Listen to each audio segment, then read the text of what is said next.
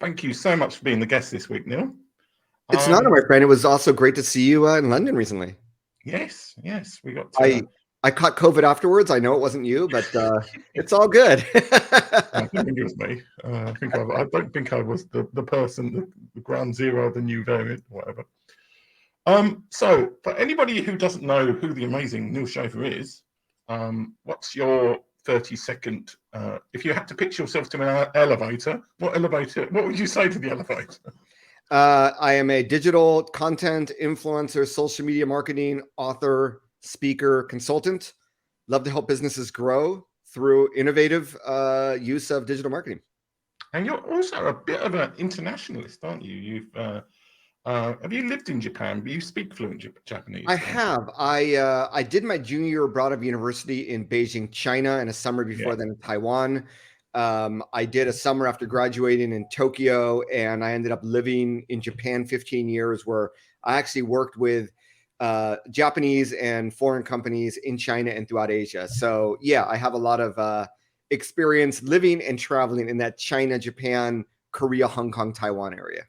Okay, I don't know why I said that, because I don't think any of your books have got any relationship to China or Japan, but I just thought, to me, it's just really cool that you can do Well, it's part of the DNA. It's what gives you unique perspective. And it's funny because as I read, as a book reader, when I read books from people, I want to know more about them because it helps me understand, oh, well, this person, I have one very, very specific one today. It's a book about content marketing, but it comes from someone who started as a web designer. So they're going to have a very different perspective on content marketing than someone that might have started as a writer, for instance. So understanding, especially in nonfiction books, I'd say the same as fiction books, but nonfiction especially, knowing their professional background is going to help you understand their perspective and if that book is for you or not. Or maybe it's going to be a different perspective. You'll learn a heck of a lot more because of that. Right.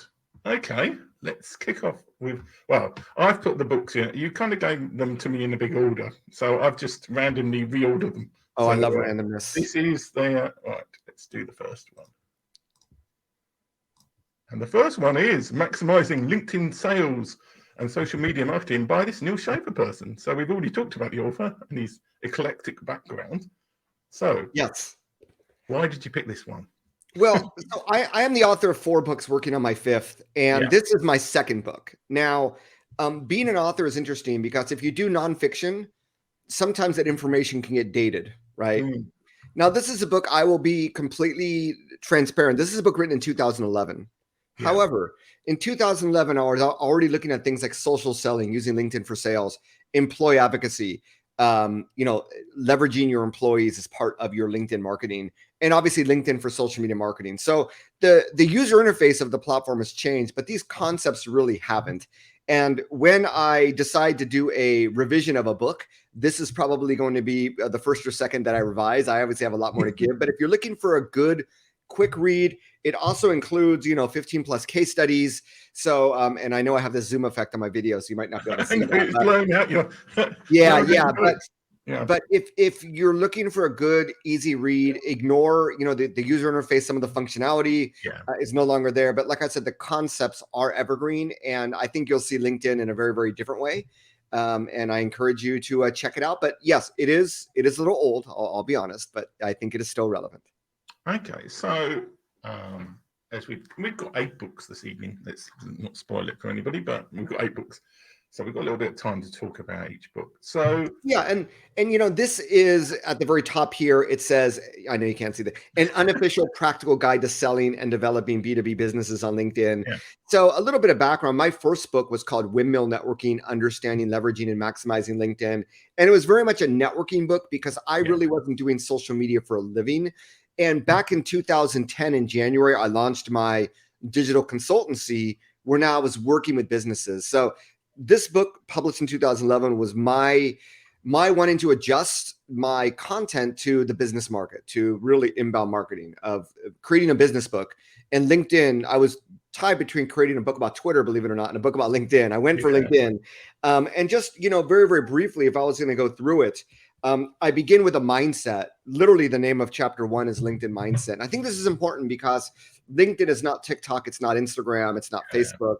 It's very unique. And once you understand LinkedIn, I think you can better take advantage of it. Number two, why every business needs to be on LinkedIn. It's funny because there is a university here, University of Massachusetts at Dartmouth, and every year they put out a survey of the Fortune 500 companies and where they have a presence on social networks. And LinkedIn's always number one, because whether you're B2B or B2C, if you're hiring people, you have employees, you're going to be on LinkedIn.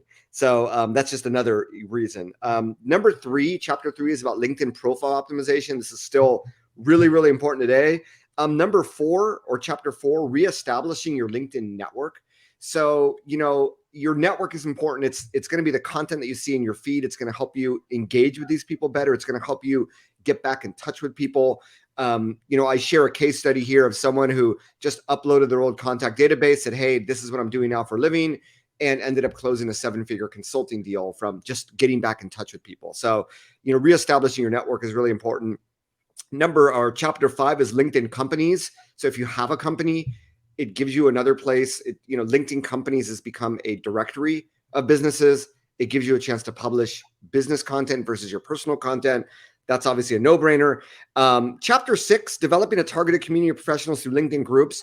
If there was one chapter that I would probably delete from future editions, it would be LinkedIn groups, because they've really devalued in importance over the last decade. I think the networking actually goes on in the feed. It goes on in the comment section.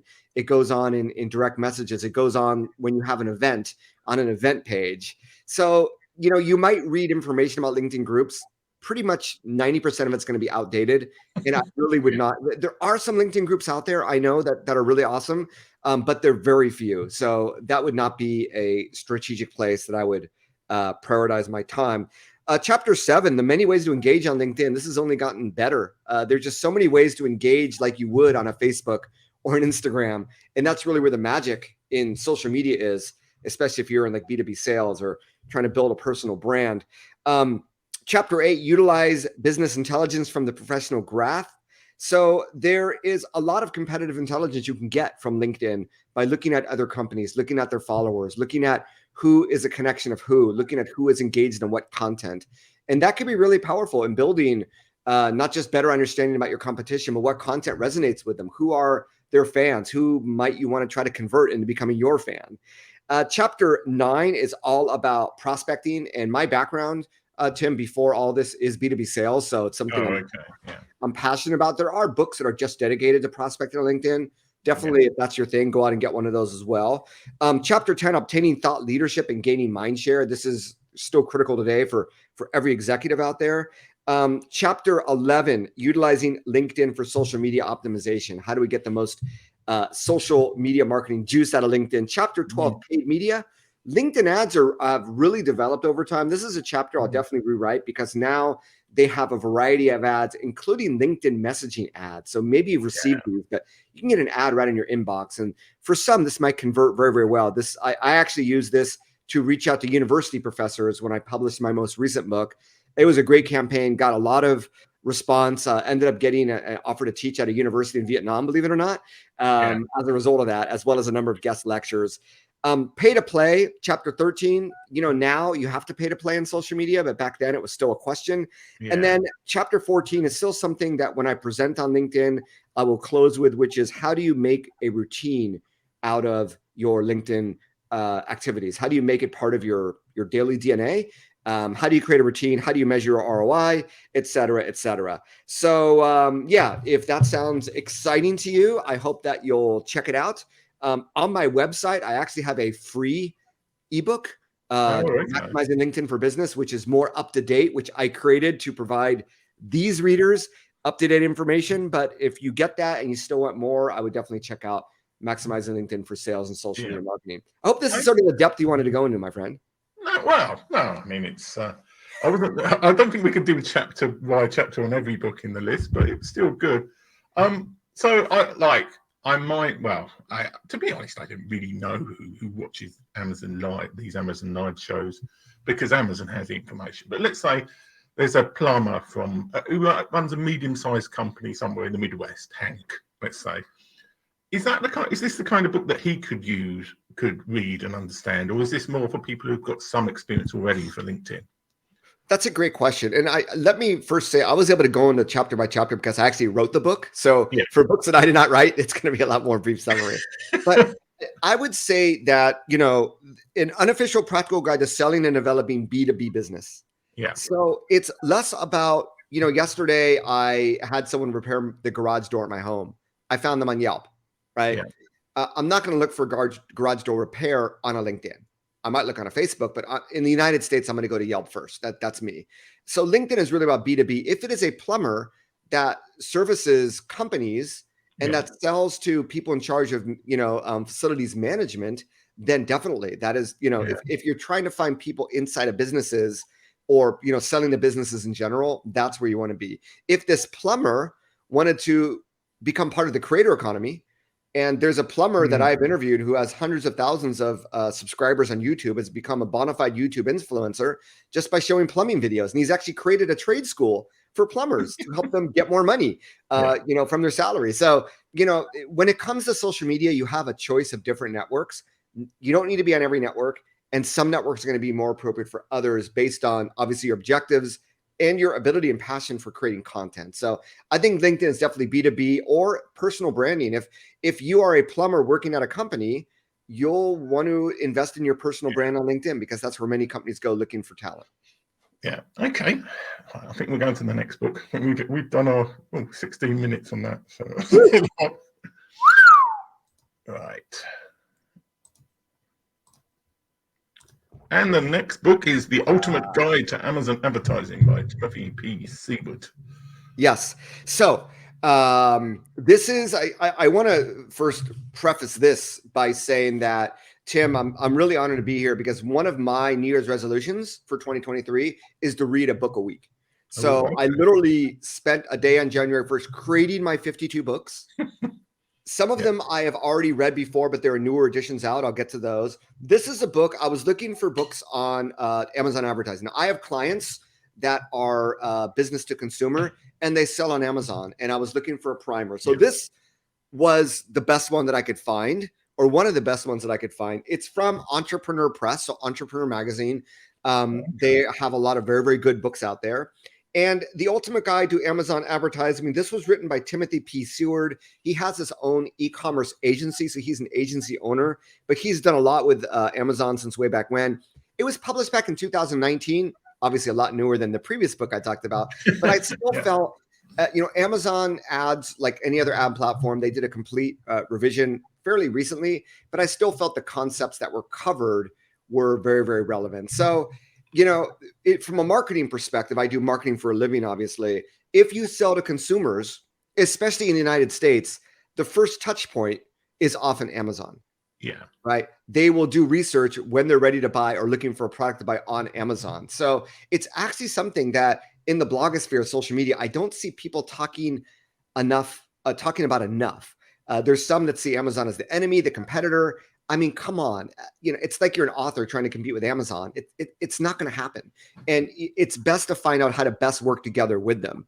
And Amazon, at the end of the day, is a customer-centric company. So this book, if you're trying to figure out, should you sell on Amazon? I have someone in my mastermind group who is creating a 100-calorie, sugar-free, keto, non-GMO bar that's filled with protein, but it's twice the size of any other 100-calorie bar out there. So the idea is that it's more satisfying. And she wants to do a Kickstarter. I'm like, well, why just do a Kickstarter? Why not consider Amazon? It's just especially if you target something like Prime Day, where there's a lot of traffic. So if you sell, let's say you have a Shopify store, or you sell a product out of a store, why wouldn't you launch a Shopify store and then sell that on Amazon? Or just don't even launch a Shopify store and sell it on Amazon. And I think a lot of people don't know this, but Amazon you can either directly ship to customer. Amazon has something called Fulfilled by Amazon, which you pay them a little bit and they become your logistics provider. You get that Prime button.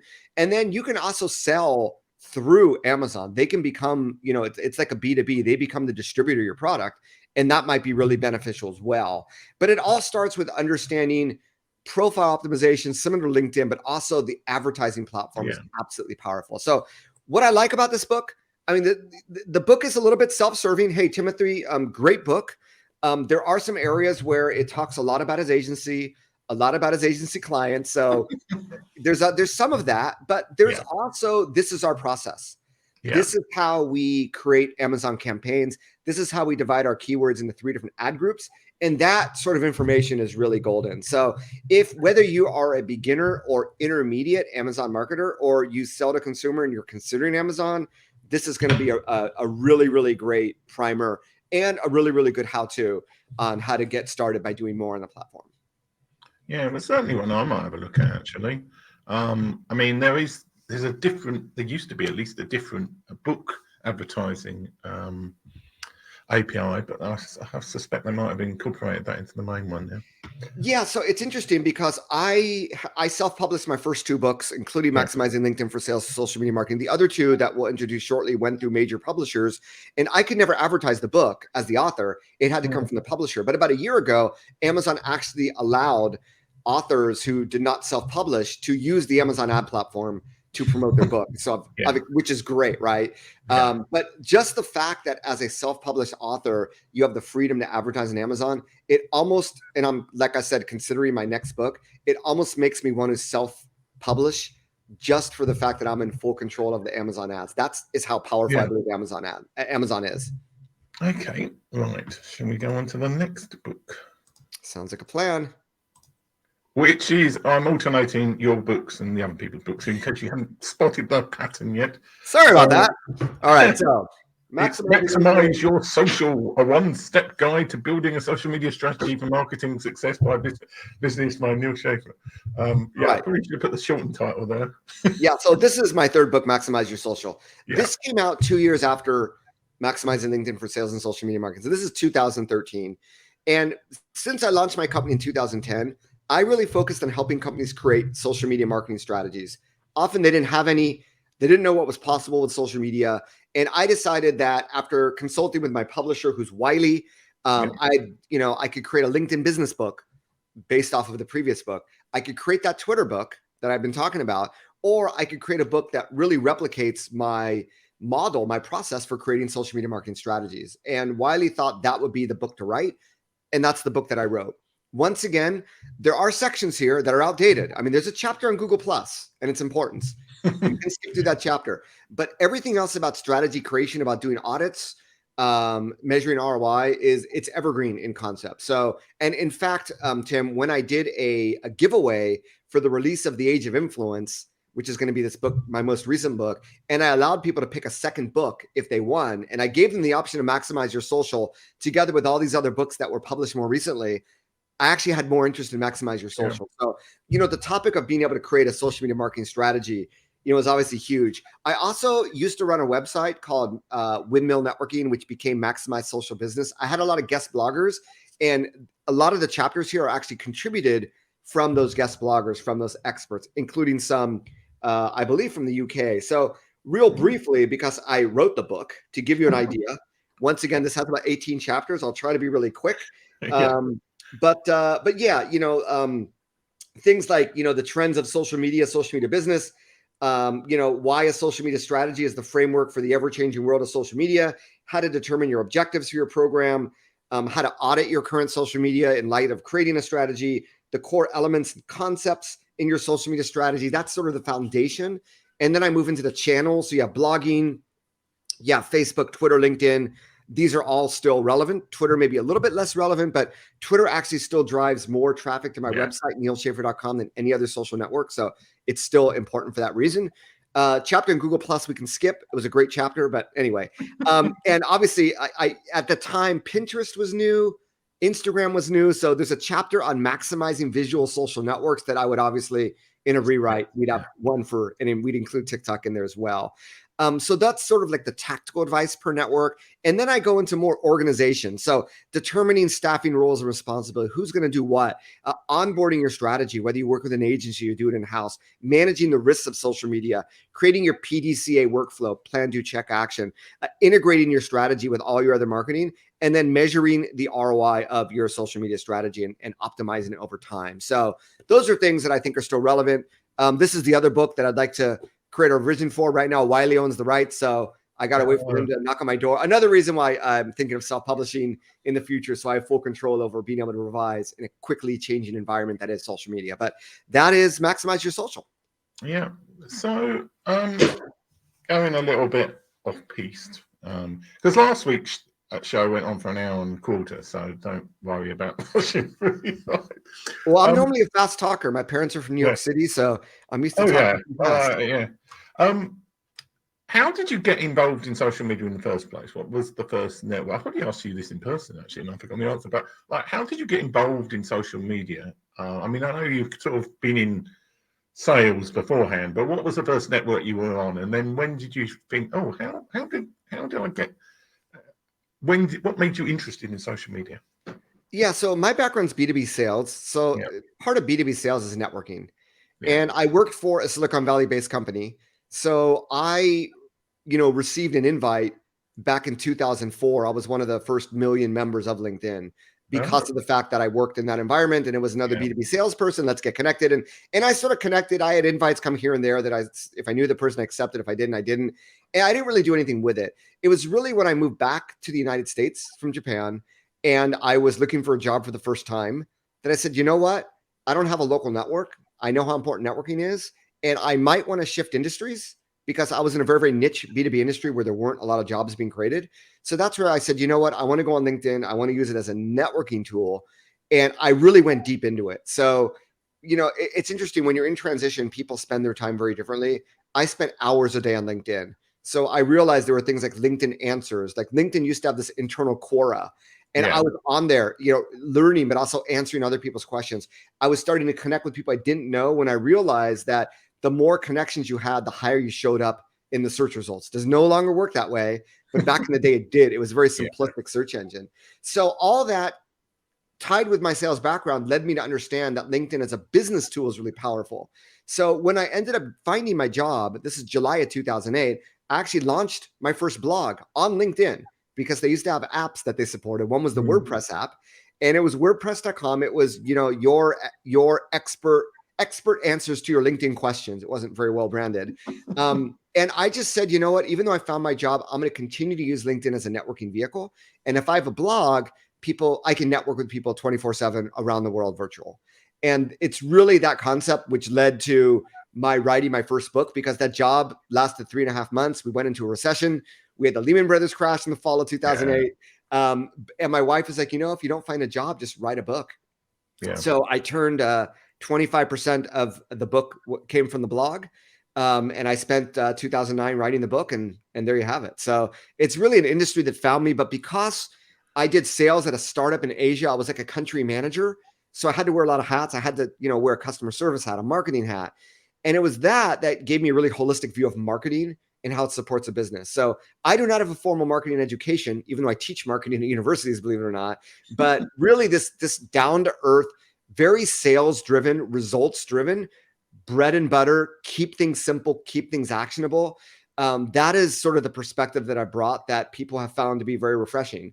And it's really the consulting experience and working with other businesses. It's funny, in the creator economy, people are like, they have this imposter syndrome, but as long as you know a little bit more than the other person, you're not being an imposter. You know more than them. You don't have to be the world's foremost expert, but if you know more than someone, you are an expert in their eyes, and you can leverage that. So, it's just come from experience now. I really enjoyed working with various companies, helping them with a consulting basis, writing books, speaking, meeting people. And I've just continued on that path. And really, at the time I had a young family. So being able to stay at home and being together, with my wife and my kids, and seeing them through school, and, being able to join the PTA board and become manager of my, even coach my kids, football team at school. That was all part of why I continued doing what I was doing. It was this independent lifestyle that I think a lot of us really thrive for. And it really fed my passion to want to be even more successful at doing this. Okay. Well, that was a lot, huh? No, that was good, because no simple answers here. It's context. It's context. That's the context. Exactly. Context. All right. On to the next one, which is Content Chemistry, the 6th edition by Andy Crestodina. So this is the book that I'm currently reading. read it before. Okay. This book is in its it's V6. I know with the zoom effect, it's all blurred, but Andy is an amazing person. And this book has really become one of the default books if you want to understand content and its role in marketing. So he calls it the Illustrated Handbook for Content Marketing. He has a quote from Jay Baer, also very, very well known in the industry, the most practical book ever written about modern digital marketing. This book has become a textbook at many universities. It is 350 pages, but it's full. I'm going to try to hold it. It's full of illustrations. Very easy to read, very well laid out. It is self-published. So this is another role model for me of someone that is self-published that's been very, very successful. He keynotes Content Marketing World every year, but he's also one of the kindest, coolest people that you'll ever meet. And this book is extremely dense. So if you're an expert, it becomes more like a reference guide. If you're a beginner, it might be a little bit overwhelming, but it's going to have everything you need. Now, Andy comes at it from a web design perspective. I think primarily what he does now is content marketing, but his company, and he says, started as a web design company. So there's a lot about the design of your website that is also part of this book that I probably would not include in a book that I write covering the same topic.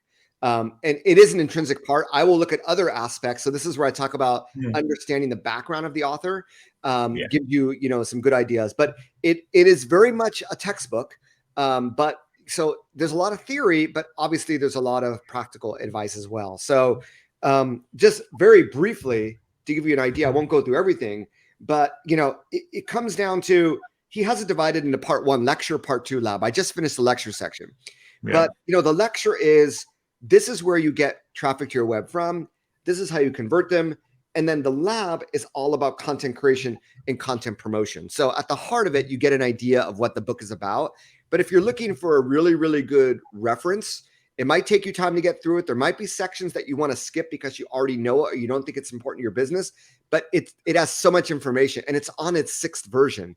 So Andy, and this one just came out, I think, a few months ago. So, which is why I rebought it, because my last version was like the 3rd version. And he does a really good job of keeping, you up to date on everything. So definitely, if that is what you're looking for, I would, would not hesitate to pick up this book. Yeah, I mean, he's always been somebody. I didn't know he'd actually written book and keynote. I've only ever seen him speak at like Social Media Marketing World, usually on analytics or something like that. But he's always been very impressive. Yeah, so web design, analytics, content, those are like his 3 gigs. And Content Marketing World, I think, is his biggest thing. He also has this annual survey of bloggers. So there's a lot of data in here from that survey. If you do, searches about how long should my blog post be, you'll in the top 10 search results see his blog post about that. He's also, like myself, a brand ambassador for SEMrush, an SEO tool. We've been on a webinar together there, and he will be on their webinars as well. So he's someone that's definitely very visible. The name of his company is Orbit Media Studios. They're out of Chicago, if you haven't heard of them. But he's very, very logical, very, very rational approach that is it's cut and dry. It's very, very clear and clean and easy to understand. Okay. Right, let's get on to the next book on this familiar author, who is the Age of Influence by Neal Schaffer. All right, the 3rd and last book I'll introduce of mine. Yeah, The Age of Influence. So I finished 2009, 2011, 2013. Boom, boom, boom. Every 2 years, published books. I got pretty busy with my business after that. Consulting and speaking, those 2 things, and speaking takes up a lot of time. It's not just the time on stage, it's the travel and everything. So it was really when I realized that a book, and if you're thinking of becoming an author yourself, a book is the best business card you can have. A book promotes who you are and what you do. And I realized that obviously over time, there's more competition in the industry. There's more speakers, there's more consultants. And I did not have a book out in several years. So it was actually serendipity. There was a guy named Lee Constantine, I'm going to give him a shout out, from a site called Publishizer.com. And Publishizer.com is a Kickstarter for authors. So it allows you to promote your book and to begin getting pre-sales orders. And they basically take 30%, you take 70%. You can create custom, like, hey, buy 3 books and I'll give you a free 30-minute coaching session, or et cetera, et cetera.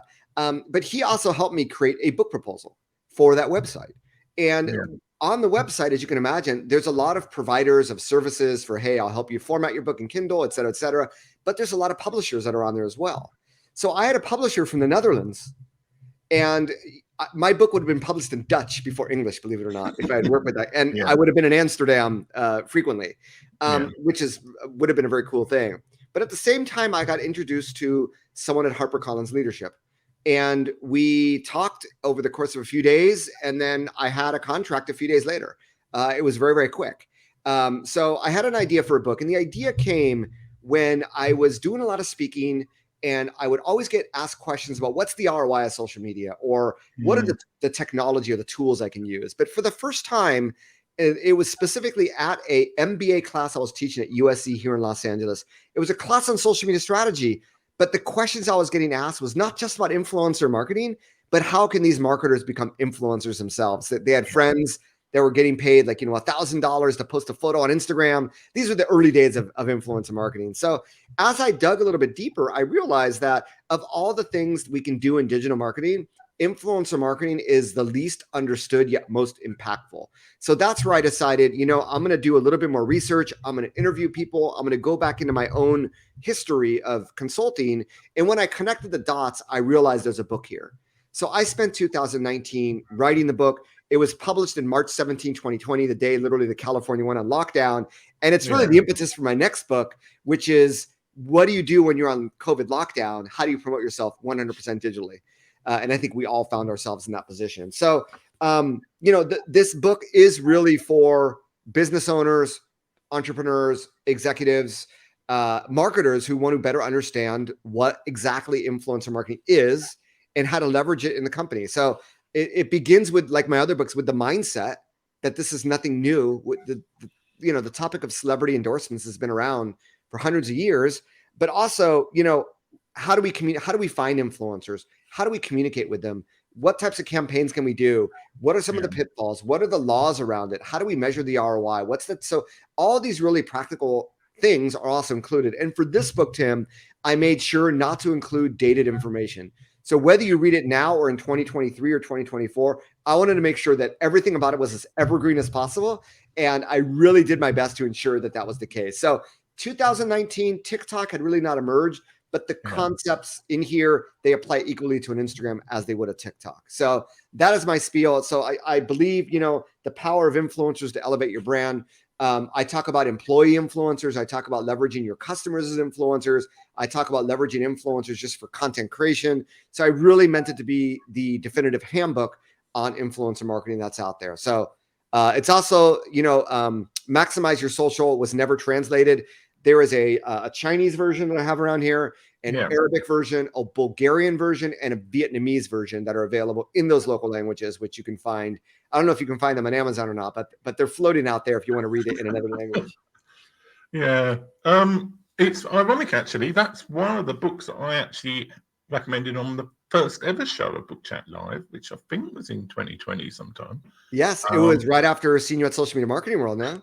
Probably, yeah. Yeah. I've had I think I listened to it on audio. I tend to listen to audiobooks, but it was a good book. Not like that was my launch. That conference came out it was like 2 weeks before the publishing date, and I was able to get enough copies. I told my publisher, look, it's Social Media Marketing World. I got to have copies available for my fans. So yeah. Okay. Well, we're going to move off the Neal Schaffer side of things and into YouTube, the YouTube Formula by Derral Eves. Oh man, this is an amazing book. There's a lot of books out there about, including mine, maximizing LinkedIn, or how to rocket on Instagram, or how to do TikTok ads. If you are curious whatsoever, whether you want to become a YouTuber or whether you want to leverage YouTube for your business, there is not any other book that is as definitive about how to leverage a channel in innovative ways using best practices as this book is, The YouTube Formula by Derral Eves. He's someone I've had on my own podcast. He's someone that's been in the back of several successful YouTubers, including Mr. Beast, one of his oldest friends and earliest consultants. But this book, he lays it all out. In fact, Derral also founded something called Vid Summit, which is the definitive YouTuber conference. I had the pleasure of attending it back in September in Los Angeles for the first time. And he has fostered a community where they share everything. You know, I go to some conferences, I don't know about you, Tim, but you go to some of these marketing conferences and, you know, they're not sharing screenshots of their analytics. They're not giving away a lot of secrets. He gives away everything. It's full of screenshots and these are the exact numbers. And it's very much analytics driven. And you realize after reading the book that analytics becomes extremely important to your success on YouTube. But he has, you know, case studies. He has, you know, analogies with Seinfeld. I mean, the guy's a genius, right? But yeah, it really, really just fantastic book. Cannot say enough about it. This really is the definitive book for YouTube. And I think if you've ever tinkered with YouTube or, you know, like I said, ever published a video there or want to understand how to get traction, this book is really the secret to do that. Yeah, I mean, I've seen him speak as well, and he's very, very good as a speaker. Oh, awesome. Down to earth and great guy. Okay, well, it's like if you want YouTube, then read this book because I can't think of any other books. Really, and that's why I picked that book, because it really is that definitive of a book. And you know, I had one of my fractional CMO clients, he had bought The Age of Influence, and I recommended this book. He wanted to do more on YouTube. He ended up buying like the coaching program from Derral, which is in the thousands of dollars. But he gets results and he shares that. And yeah, that's just he's just. I don't want to say badass because I don't know if there's censors on these videos. Well, it might be, but yeah, hopefully. Yeah, so I said it anyway, but anyway, yeah, he's seriously amazing at what he does. Yeah. Okay. And Marketing Artificial Intelligence by Paul Roetzer and Mike Kaput. I probably mispronounced his name there. Yeah, Marketing Artificial Intelligence. I have a disclaimer. I have not finished reading this book. I have had Paul Roetzer, the author, on my podcast. I also had a chance to see him speak at Content Marketing World. And he is really the only person and he's been doing this for several years. He has this like Marketing Artificial Intelligence Institute. He is the only person that's really evangelizing the use of AI in marketing and really trying to help marketers better understand and not be afraid of AI. So this is a really great book. If you're new to AI, if you're afraid of AI, or if you're like, you know what, AI is incredible technology and it could be used to make me more productive. A lot of content writers, content marketers are using AI tools, but he goes above and beyond that. You know, the science of making marketing smart, advertising in AI, analytics in AI, communications, PR in AI, customer service in AI, SEO and AI, and on and on and on and on. So it's just a really, really good primer and an eye opener for what is possible, what isn't possible, and also what's on the horizon.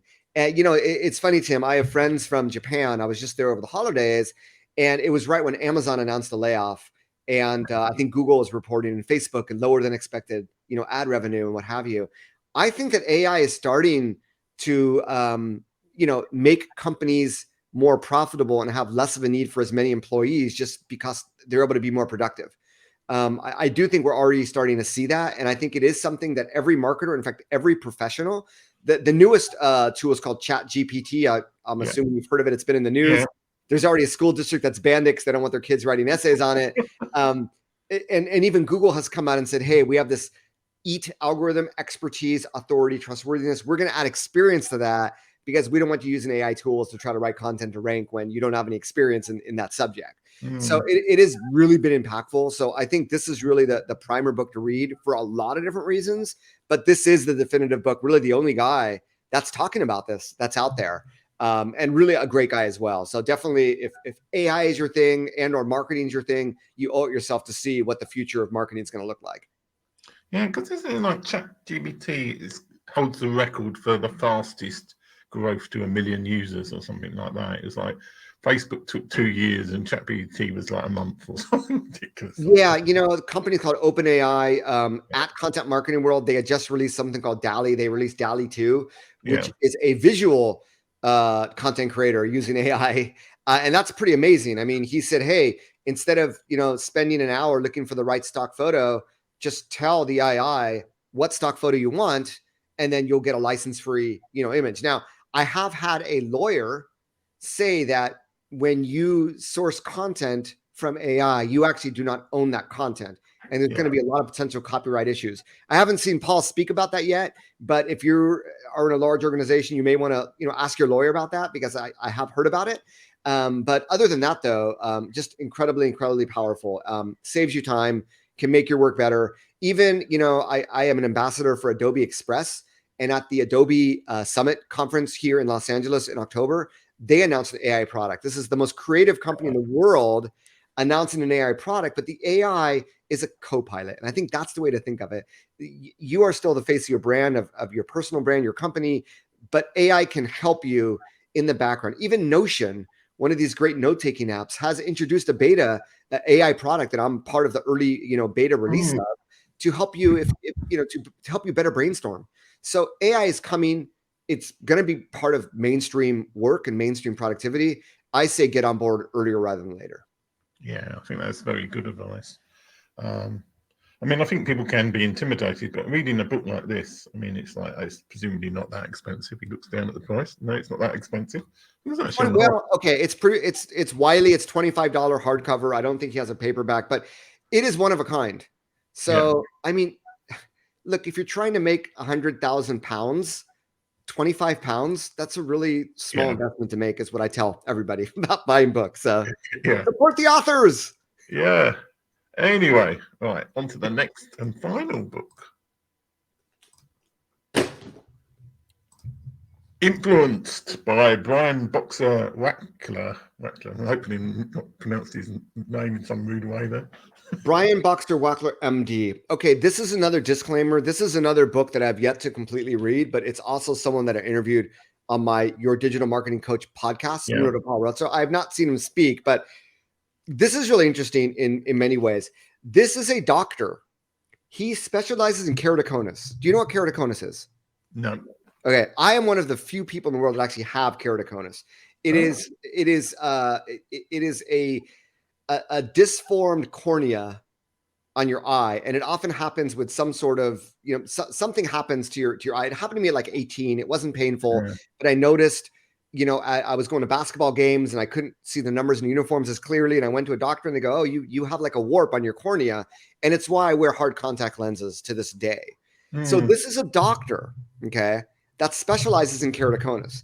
He's gone above and beyond that. He also covers neurological issues, et cetera, et cetera. But he is someone that over COVID, he has 2 high school, age teenage daughters. They got him on TikTok. And also, to repeat the story that he told me on my podcast, do you know what cap or no cap means? It's sort of a Gen Z language. No, I'm old, so. Yeah, well, I'm old as well, my friend. But if you have kids in high school, cap means, my son goes, that's so cap. It means that's such a lie. Oh. Okay. So, and by the way, boomer, if you're called a boomer, anyone over the age 25, they call boomers. In fact, Gen Z, they make fun of millennials. It's pretty funny because we sort of think millennials aren't that much older than Gen Z. But anyway, so cap, no cap. And so when he realized that language, he was in his like doctor garb, and he would start making these videos, and they were reaction videos because so many people give so much health advice on TikTok, but they're not doctors. They're just normal people. So he created this theme, cap or no cap. Is this advice legit or not? And he now has more than 3 million followers. Oh, okay. And he is older than us, and he's a doctor. So one of the things, though, that happened, but he got so addicted to TikTok that he'd be on a family vacation, and he'd bring his like TikTok garb, and his family would be at the pool side. He goes, oh, I got to shoot a video here. And his family actually intervened and forced him to take time off of TikTok for his own mental health. So he has a lot of perspective when he writes a book. The whole idea about this book is the impact of social media on our perception. How does social media affect our perception? Obviously, there's 2 ways to look at it. How do we have more positive mental health by being more active on social media? How do we control social media for our own good? But from a marketer's perspective, it's also interesting in how social media can influence and affect people. So on a lot of different ways, it's a really fascinating book.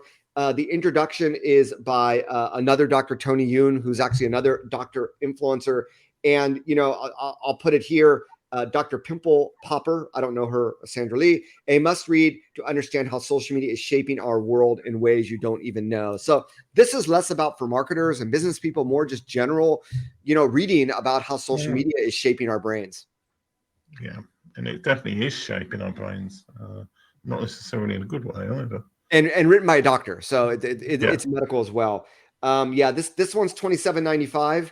And it's funny. One of the people who wrote the blurbs in the back is actually a famous wide receiver from the New England Packers, Bob Gronkowski, who loved your new book, Dr. Brian, as he's commonly known. A lot of gems in there that people can learn and apply to their life when it comes with dealing with social media. Grab your copy today, no cap. And I think that's a really great summary of how universal the message is in this book. So I hope you'll consider it.